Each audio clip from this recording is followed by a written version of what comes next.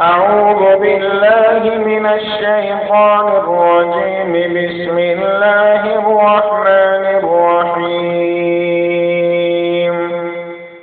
وقال الذين كفروا لا تسمعوا لهذا القرآن والغوا فيه لعلكم تغلبون. فلنذيقن الذين كفروا عذابا شديدا ولنجزينهم أسوأ الذي كانوا يعملون. ذلك جزاء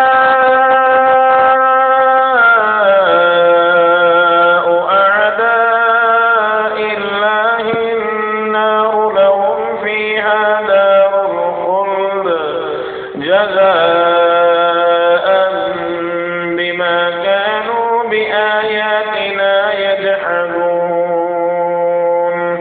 وقال الذين كفروا ربنا أرنا الذين أضلانا من الجن والإنس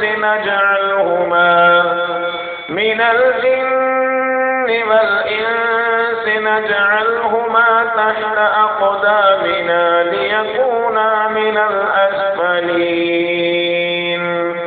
إن الذين قالوا ربنا الله ثم استقاموا تتنزل عليهم الملائكة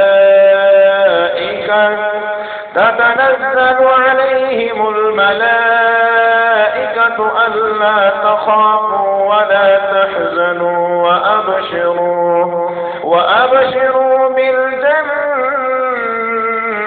التي كنتم توعدون. نحن أولياؤكم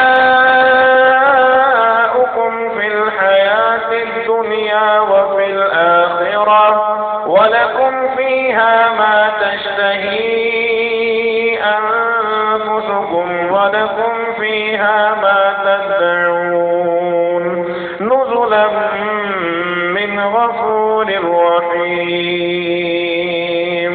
صدق الله